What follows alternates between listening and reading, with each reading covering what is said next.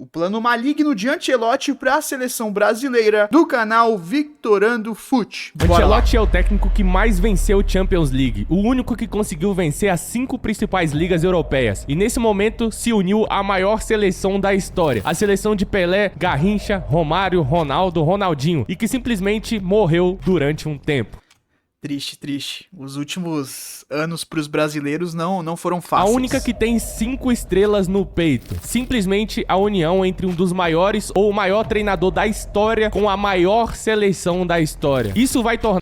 Ainda há discussão se o Ancelotti é o maior da história, mas se ele ganhar a Copa, aí acaba qualquer discussão. Na seleção invencível, correto? Errado. Ancelotti... Que é isso, vai dar bom sim. Traz consigo 3 problemas invisíveis para a seleção brasileira, que podem fazer o Brasil fracassar muito antes do que deveria. E quando eu te mostrar, você vai concordar comigo. O que essa não convocação Quero ver, fiquei do Neymar curioso. significa? Qual o peso que tem por trás disso? Deixe seu like, se inscreve aqui no canal e vamos pro vídeo.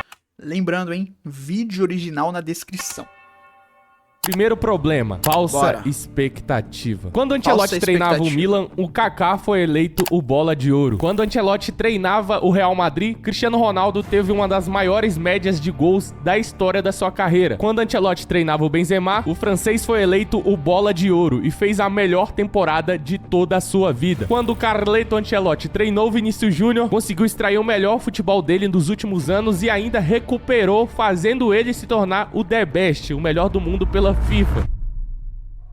E aonde eu quero chegar com isso? A filosofia de jogo do Ancelotti. Vamos analisar 2 filosofias de jogo, a de Guardiola e a de Ancelotti, para você entender. O Pep Guardiola costuma ter um estilo de jogo que foca muito em adaptar os jogadores ao sistema dele. Basicamente, o Pep Guardiola tem o seu modelo de jogo definido ali para aquela temporada e ele vai buscando peças que encaixem naquele modelo que ele acredita ser o melhor. Isso faz com que ele, se for necessário, pegue metade do time, manda embora e fala, ó, não serve, traz, porque pra lateral... Ou adapta jogadores em outras posições, né? O Guardiola faz bastante. Eu preciso de um jogador, eu preciso pegar o John Stones e mudar ele de posição, eu preciso de um atacante igual o Haaland, eu preciso de um ponta igual o Jack Grealish, eu preciso de um Doku, mas eu preciso de jogador igual o Doku, pô. Resumidamente, o Pep Guardiola trabalha com o seu sistema de jogo e ele sacrifica o que for necessário pra incluir naquele sistema de jogo ou vai contratar quem for preciso pra se encaixar naquele modelo de jogo. E se você não faz parte, não se adequa, por exemplo, igual o Gabriel Jesus, tchau, vai embora, vai procurar seu rumo. Ao contrário de Carlo Ancelotti. Carlo Ancelotti trabalha no completo oposto do Pep Guardiola. A principal característica de Carlo Ancelotti é conseguir extrair o melhor de acordo com os jogadores que ele tem. Quando ele tinha Cristiano Ronaldo, ele falou, pô, o time vai jogar de uma maneira que...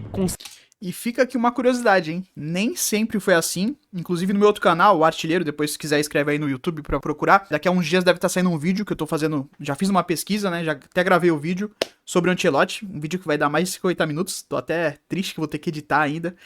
Não comecei a edição, só decupei o vídeo. E tem uma curiosidade interessante, cara, que nem sempre foi assim. No começo da carreira do Ancelotti, até ali no Parma, né? Que primeiro ele passa pelo Reggiana. Reggiana era um time da 2ª divisão, ele sobe. E no outro ano ele vai pro Parma.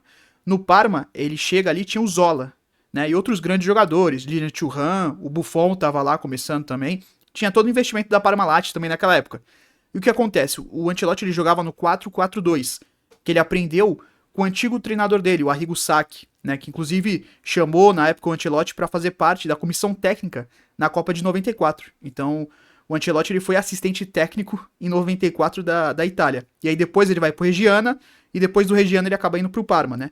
Ele era acostumado a jogar nesse 4-4-2, então ele não usava um 10. E o Zola, que era o craque do Parma, ele era 10. O Ancelotti, o que ele faz?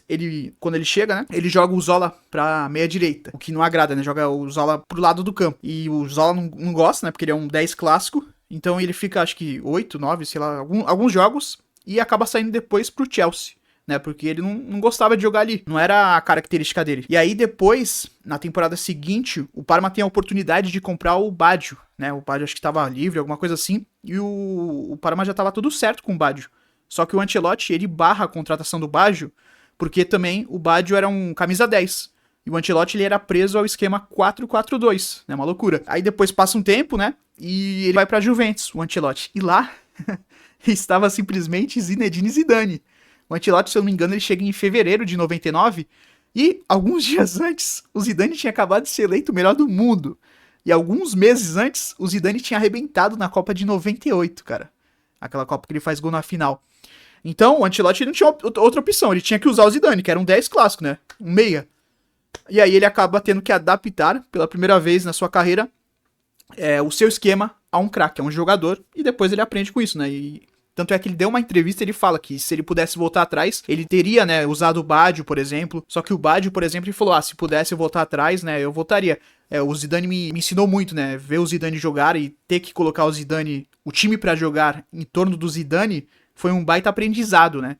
Antigamente, o jogador tinha que se adaptar ao meu esquema, depois eu comecei a adaptar o esquema de acordo com os grandes jogadores. Eu queria que o jogador, né, o grande jogador, ele ficasse na melhor posição possível pra ele, né, onde ele ficasse mais confortável. Inclusive depois vai sair um vídeo no meu canal, @artilheiro, depois se quiser, procura aí, já se inscreve. Sigamos extrair o melhor do Cristiano Ronaldo. Então, basicamente, atualmente se espera que ele consiga extrair principalmente o melhor do Vinícius Júnior, mas também do cara que é o melhor brasileiro em atividade, que é o Rafinha. Então, aonde chega finalmente o primeiro problema da seleção? O problema não tá em si no Ancelotti, mas quem tá em volta dele. Como assim? Grande parte dos brasileiros sabem da história vencedora do Ancelotti, acompanham ali os títulos do Real Madrid, acompanhou durante muito tempo, sabe na história que o Ancelotti conseguiu recuperar o Vinícius Júnior, mas grande parte não assiste os jogos lá de fora. Como assim, Vitor? Eu tô vendo um grande movimento de pessoas achando que a partir de agora, que o Ancelotti chegou na seleção, o Brasil vai golear todo jogo, virou festa. O Brasil agora vai pegar a Venezuela, vai pegar o Chile, vai massacrar 6-0 todo jogo. E aqui no povo brasileiro há muito essa cultura de não importa só vencer, tem que jogar bonito, tem que encantar. E isso pode criar uma frustração aqui no Brasil. Então, mesmo que haja uma soberania do elenco muito mais caro ou muito superior, no caso da seleção brasileira, ainda assim, o outro time também treina, o outro time também tem scout, o outro time também tem um modelo de jogo. Mas eu não sei se a régua vai ser tão alta, porque o brasileiro tava muito acostumado ali com o Tite, né? E já não tava ligando mais aqui pra sul-americano, né? Falava, pegou um time sul-americano, tem que ganhar. E aí depois veio o Diniz, né? Antes o Ramon Menezes, e depois o Dorival, e o Brasil começou a sofrer aqui na própria América do Sul, então acho que a régua baixou um pouco. Nesse começo de trabalho, acho que ganhando das seleções ruins e também conseguindo ganhar das seleções médias, e até mesmo ganhando de uma Argentina, por exemplo, mesmo que seja 1-0, eu acho que não vão cair tanto em cima. Obviamente vai ter um pessoal falando, né, alguns até ex-jogadores, ex-treinadores que ficam naquilo de, o técnico tem que ser brasileiro, que vão bater, se fosse um técnico brasileiro, estavam falando, tá? Então vai ter um pessoalzinho que vai fazer um movimento aí pra, né, dar uma pressionada porque o Ancelotti é gringo e vem com toda essa grife. Mas eu acho que a régua não tá mais tão alta. Se ele viesse depois do Tite, aí seria uma régua bem mais alta. Jogo planejado para aquela partida e muitas vezes uma goleada ou uma partida linda não acontece. Então, se o Brasil chegar a empatar com o Paraguai, por exemplo, muita gente vai falar, você já fica esperto, já fica esperando. Esse é o Ancelotti? Esse é o cara que falou que ia resolver a seleção? Sendo que ele tem pouco tempo de trabalho, pouco tempo para treino, e mesmo que ele tenha dito na entrevista que ele tem consciência disso, hoje em dia o calendário é muito apertado e tal, ele falou que já tá adaptado a isso, mas não adianta esperar que o Brasil vai golear todo do jogo, tem que... Não, e técnico de seleção, ainda mais onde o Ancelotti tá pegando aqui a seleção, que é praticamente num pré-copa, né? Falta um ano e pouquinho pra Copa. E o Ancelotti tá pegando numa fogueira absurda. E eu acho que ele é um dos caras, entre os técnicos que tinha, eu acho que ele é um dos melhores. Porque ele não é um cara tão tático, obviamente, ele manja de tática, mas ele não é um treinador tão tático, por exemplo, que nem o Guardiola. Só que ele é um treinador que ele consegue chegar e já ter um impacto, né? Porque normalmente treinador de seleção, e ainda mais na situação que o Brasil tá, de estar tão perto de uma Copa, muitas das vezes é só ele colocar os jogadores nas posições certas, dar confiança pros jogadores, né? E saber como cada jogador atua. Então ele já atuou com vários aqui no Real Madrid mesmo, do Brasil. Então ele já sabe, o Casemiro é um cara que ele conhece também, que atuou bastante com ele no Real Madrid, né? Então ele já tem noção de vários jogadores, ele já sabe onde utilizar esses jogadores e onde esses jogadores rendem. Então é muito disso. É muito menos uma parte tática trabalhada no dia a dia e muito mais a questão de posicionamento, de ser um paizão. O Ancelotti tem essa característica de ser um paizão, tá ligado? Ele é um cara muito bom de elenco e acredito que no Brasil não vai ser diferente. Para um pré-copa, o Ancelotti é um dos melhores nomes, sem dúvidas. Se fosse para um projeto a longo prazo, aí já preferia um outro nome para construir, sei lá, para uma Copa pensando daqui a 4, 8 anos, né? Que nem, sei lá, a Espanha fez já, a Alemanha também. Aí pensando a longo prazo, acho que seria um outro nome.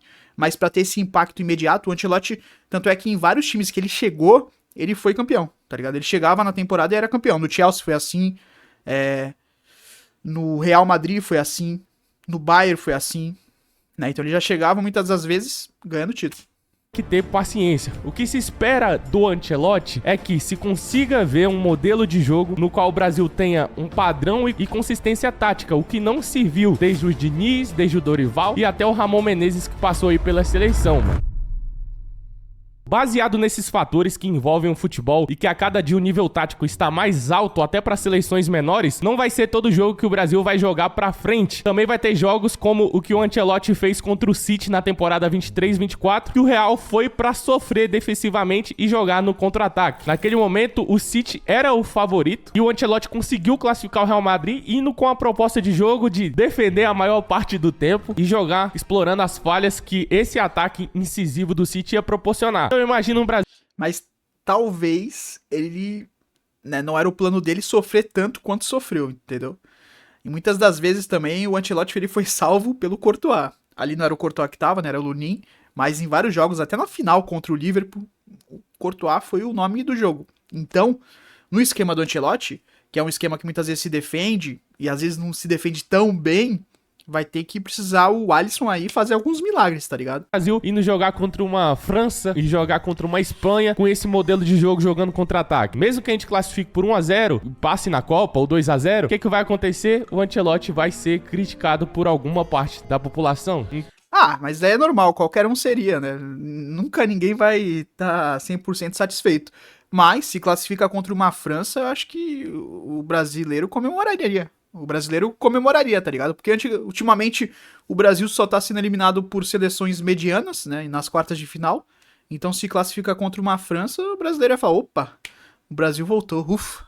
Então, tenham consciência, pelo menos vocês que estão assistindo aqui, de que, sim, o Ancelotti vai fazer um ótimo trabalho na seleção, não tenho dúvidas, mas não vai ser esse mar de rosas. Até não. A própria Espanha, que hoje tem o melhor elenco, não. Até a Espanha, que, por exemplo, hoje, ao meu ver, tem o melhor futebol no sentido tático, tem jogos que a Espanha sofre pra ganhar. Então, não há mais no futebol mundial essa soberania. Lógico, se a gente pegar um Tahiti da vida, uma Tailândia, é de se esperar golear, obviamente. Mas, pô, pegou um Japão, não, mano, esquece. Porque o futebol ficou muito físico, né? Naquele tempo que, Brasil e Japão é 8-0, Brasil e China é 8-0. Não é mais assim. Até as seleções africanas, que eram, durante muito tempo, as mais atrasadas nesse aspecto tático.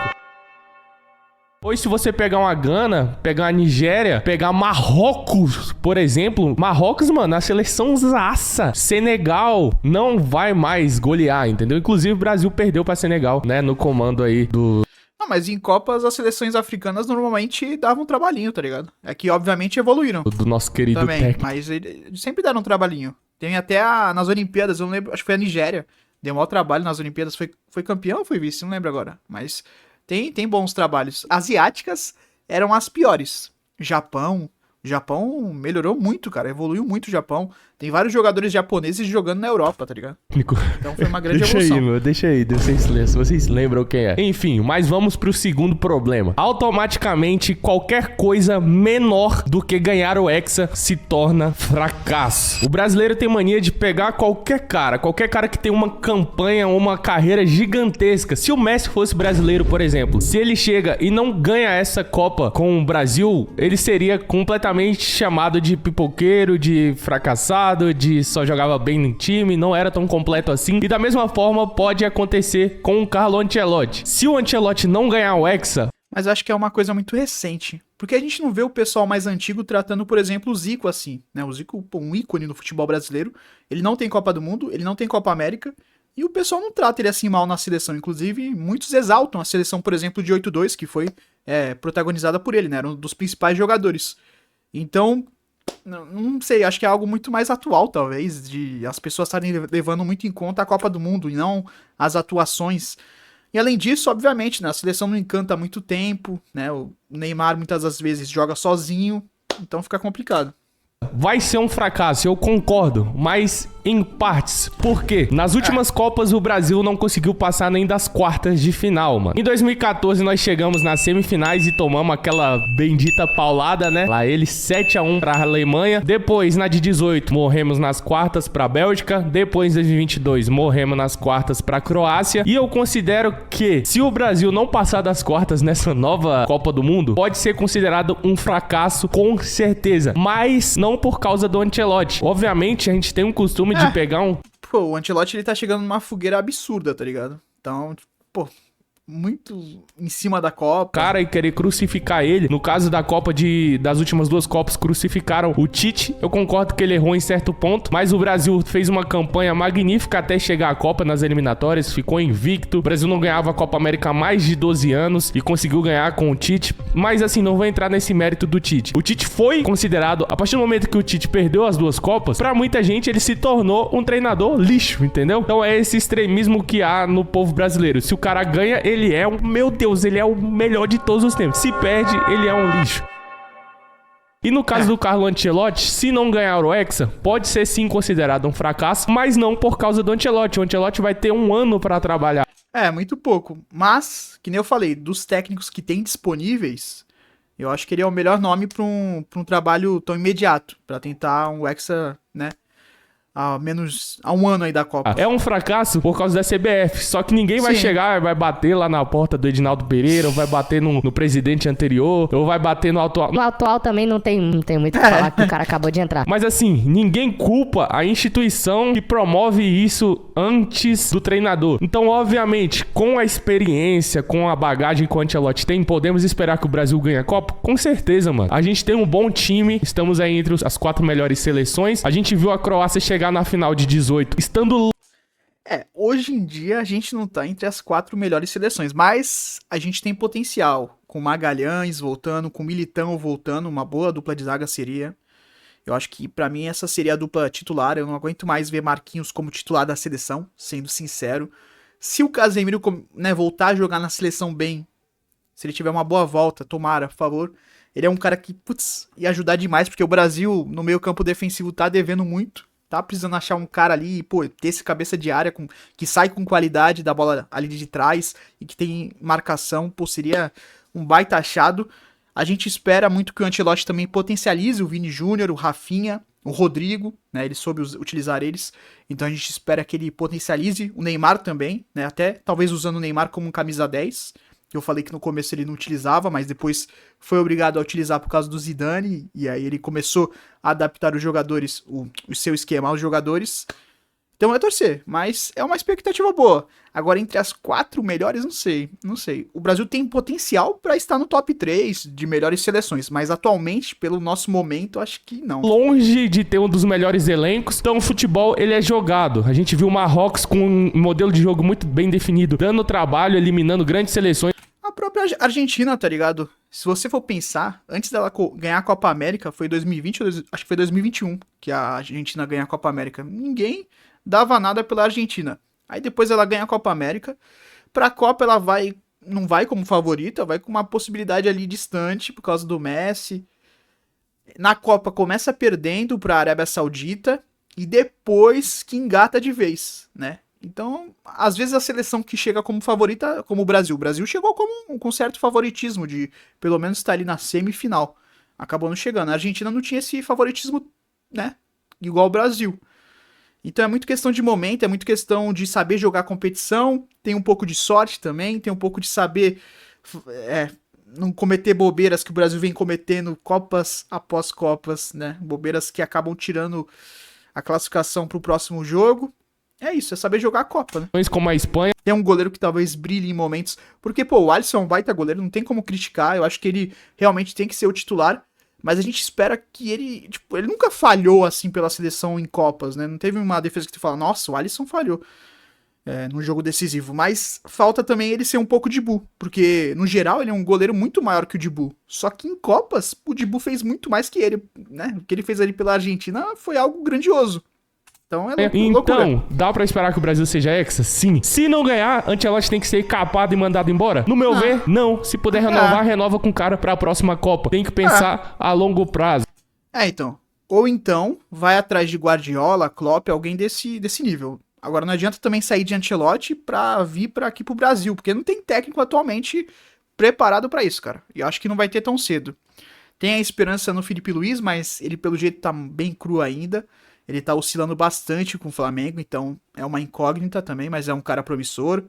E entre outros nomes aí, nenhum empolga muito. Então, é melhor continuar num gringo. A não ser que surja aí um novo Guardiola aqui no Brasil. Mas fora isso, eu tentaria o Guardiola. Só que eu acho que o Guardiola, o estilo de jogo dele levaria mais tempo. E não sei se... talvez por um começo, né, de ciclo, daria. Mas aí não teria a certeza que na próxima Copa a gente ganharia o Hexa, né? Não seria com toda essa certeza. Porque o trabalho dele leva tempo, mas dá resultado. Por seleção, talvez ele teria um pouquinho mais de dificuldade pra conseguir fazer esse trabalho, mas acho que poderia dar certo. Né? A gente viu o próprio The Champs aí na França que teve uma sequência de trabalho. Então, rapaziada, nós estamos aí vivendo a sombra do Hexa há quase 24 anos, né? Se não ganhar, vai ser o maior período de seca da história da seleção, mas o Ancelotti vai vir com esse segundo problema aí, que basicamente é a expectativa do Hexa. Se o Hexa não der certo, meu parceiro, o cara vai ser tirado pros brasileiros pra nada.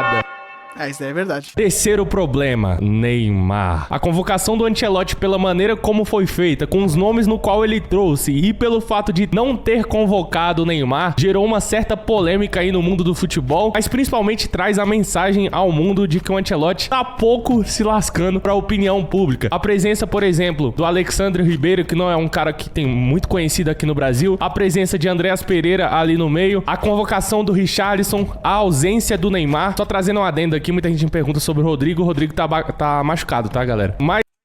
o Rodrigo e o Ederson. Mas não sei se é uma mensagem dessa, porque até então eu também nem sei aonde outras pessoas da CBF tiveram uma certa influência nessa primeira convocação, porque o Ancelotti não teve todo esse tempo pra conhecer todos esses jogadores que convocou do Brasil. Então teve algumas indicações. O Richarlison realmente, ele convocou porque ele aparentemente confia. Eu sou contra a convocação do Richarlison, do Danilo, não gostei. Do Alexandre também não gostei. Pra mim foram os 3 piores nomes. Fiz até um shot aqui no canal porque eu discordo totalmente. Mas a não convocação do Neymar acho que é muito mais pela questão física, não é? Eu acho que talvez ele seria mais, né, bateriam mais nele se convocasse o Neymar agora. Porque a mídia tá muito mais contra a convocação do Neymar nesse momento, porque o Neymar ainda tá se recuperando, do que pela convocação dele, tá ligado? Se convocasse ele, eu acho que bateriam muito mais. Agora, não convocação, a mídia não bateu tanto. Só fez os questionamentos, mas bater não bateu, tá ligado? Então, não sei. Beleza, ele realmente não vai, acho que não vai ligar tanto pra opinião. Mas o Andreas Pereira era um cara que já tinha uma regularidade, né? Nas últimas não tava sendo chamado, mas ele tem uma regularidade já há um tempo na seleção. Ele vem sendo ali lembrado em algumas convocações.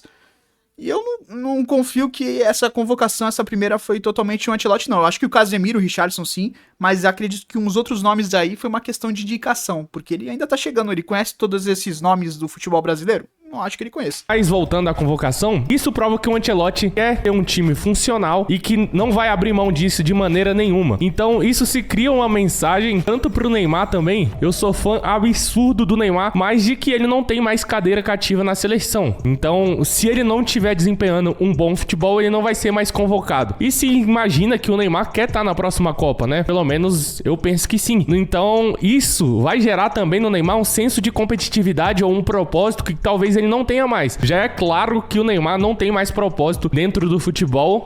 Não, mas ele tem sim, pô. Ele tem a questão da Copa. Ele já falou que ele quer porque quer essa Copa. Então ele tá se dedicando. Eu sei que o pessoal pega muito no pé dele, mas ele tá tentando. Essas lesões que vieram, é normal, cara. Elas viriam. Porque o Neymar tava com, né, machucou o joelho, recuperou e depois ficou com uma perna forçando muito mais que a outra. A musculatura, é normal ter essas lesões. Não ser a Copa do Mundo. Porque não acho que ele esteja desfocado, não. Ele poderia estar um pouco mais focado? Poderia, mas acho que nesse próximo ano, 6 meses, por aí, ele vai estar muito mais focado. O resto, todo mundo sabe que ele demonstra isso, que ele não... E mesmo voltando assim, que ele ainda tá, né, retomando a forma, porque ele teve a lesão de novo muscular, e agora tá recuperando, e eu vejo, né, os jogos do Santos, sou santista, ele, mano, já mostra muita genialidade. Isso daí não dá pra tirar dele. Ele só tá ainda fora de forma, na questão física, né, ele não tá, não de físico assim, com barriga nem nada disso, fala na questão de condicionamento físico. E isso daí ele vai retomar com jogos, né? Ele tem que jogar pra poder retomar o condicionamento. Mas ele tá afim de ir pra Copa. Não tem mais vontade, não tem mais aquela fome. Assim, não é natural, né? Não se esperava dele estar nesse ponto a essa altura, mas já é natural do ponto de vista que todo mundo já sabe. E isso vai gerar no Neymar assim, ó. Neymar, se você não jogar, você não vai estar na seleção. O próprio Ancelotti ligou pra ele de manhã, falou, ó, nessa convocação você não vai estar, tá voltando de lesão. Isso traz uma mensagem que eu considero correta pro Ancelotti, pra liderança que ele vai exercer e o quão é importante ter uma figura como o Ancelotti, porque é o único cara no mundo, ele ou o Guardiola, ou o Luiz Henrique, ou o Mourinho, que poderiam bancar uma situação como essa. Então, o Richarlison, falando do Richarlison, eu acredito que ele vai colocar o Richarlison como titular e que não me agrada. o Richarlison vai empenhar um papel muito parecido com o que o Roselu fazia em 2023/24, que é aquele atacante que consegue ajudar defensivamente e tem uma certa letalidade quando tem oportunidades de marcar. Mas qual o problema nessa questão aqui então, Vitorano? O problema é que por o Ancelotti, obviamente, não ligar para a opinião pública ou por convocar jogadores como Alexandre Ribeiro, que vivem excelente momento lá no Lille, mas que muitos brasileiros não conhecem, isso vai gerar em certa gente, certa parte do pessoal que não conhece ali, não conhece a história do Ancelotti, não conhece o modelo de jogo dele, pode gerar aí também uma certa antipatia e trazer uma... Mas acho que não, cara. Esse Alexandre, até por estar se destacando no Lille, ele poderia ter sido convocado pro outro técnico até, tá ligado? Outro técnico poderia ter feito essa opção, até porque tem alguns jogadores na zaga que estão machucados, o caso do Militão, do Gabriel Magalhães, não sei se tem mais alguém. Então acaba tendo que, né, ter espaço para outros. E como ele tá se destacando lá no Lille, ele acaba sendo um nome ali na lista. Também tem a questão, cara, que eu acho que, pra mim, o que ele mancou muito, e por isso que eu tenho minhas dúvidas se essa lista é dele, foi a questão do Danilo. Danilo, que nem é titular absoluto do Flamengo, né? E o Alexandre, cara. Que o Alexandre, nem na época que ele jogava lá na Europa, ele era um craque, ele ia bem na seleção. Nem naquela época ele ia bem na seleção, no seu auge físico. Hoje em dia, mais velho, não concordo nada com essa convocação dele. Poderia tentar outro lateral esquerdo mais jovem. Não concordo com nada uma certa pressão com essa convocação do Alexandre, que eu falo, o lateral do Flamengo. Pro Ancelotti. O zagueiro é total válido esse teste. Uma certa pressão até da parte da mídia também. Mas repare que tudo que envolve o Ancelotti, esses 3 problemas que eu citei, todos são de fatores externos e não internos. Então, mano, essa foi a minha análise da contratação do Ancelotti. É assim que eu acredito que ele vai destruir ou reconstruir a seleção brasileira. Destruir no sentido de, quebrar e fazer uma nova, entendeu? Mas, mano, Ancelotti tem tudo pra dar certo. Espero num próximo vídeo. Esse foi um vídeo um pouco diferente, trazendo uma análise aí da minha visão sobre o futebol. Mas espero que você tenha gostado. Sem falar ainda sobre Anthony Prime, né? Vou falar sobre Anthony Prime depois, que ele vai trazer o X. Tamo junto, até a próxima. Falou, fui! É isso. Eu acho que tem muita chance realmente do Ancelotti dar certo. Não acho que esses são os grandes problemas aqui que ele citou. Não acho que vai atrapalhar muito a questão da seleção. Acredito eu que o Ancelotti não abrirá a mão do Neymar, até porque, sinceramente, eu também acredito que o Neymar ele vai se dedicar para a Copa e vai estar apto. E acho que pode ser até que a seleção seja montada de certa forma para o Neymar. Obviamente, quando o Neymar estiver ali bem fisicamente. Mas não acho que ele vai abrir mão do Neymar assim, não. Pelo menos eu não acredito e espero que não, porque é um cara que, mesmo que fique no banco, ele tem que estar presente na seleção. Para várias questões, até de segurar a bronca, até mesmo para desequilibrar em vários momentos, porque vendo os jogos do Santos ali, ele tá, fora, ainda não tá bem fisicamente, porque ficou muito tempo parado. E aí, quando ele voltou, ele também jogou poucos jogos e ficou de novo parado. Só que, mano, ele acha uns passes assim, é uma questão de genialidade mesmo, e hoje a gente tem um Neymar muito mais cerebral. Então eu espero que o Ancelotti ele coloque o Neymar. Uma coisa que me incomoda no Neymar no Santos é ele vindo buscar a bola muito atrás. Eu não acho, tá ligado? Eu acho que ele tem que ficar mais perto da área. Ele não tem que ficar vindo buscar a bola aqui no volante ou até mesmo no zagueiro. Não, ele tem que pegar a bola perto da área ali. Mais como um falso 9 ou então um meio atacante mesmo ali. Não acho que ele tem que ficar voltando pra buscar a bola. E espero que o Ancelotti entenda isso também e coloque em prática. Mas é isso, acho que tem boas chances de dar certo. Vamos ver. Só o tempo dirá. É isso daí. Não se esquece de deixar o like, se inscrever no canal e comenta aí. Ancelotti vai dar certo ou não vai dar? Comenta aí. Até o próximo vídeo. Valeu!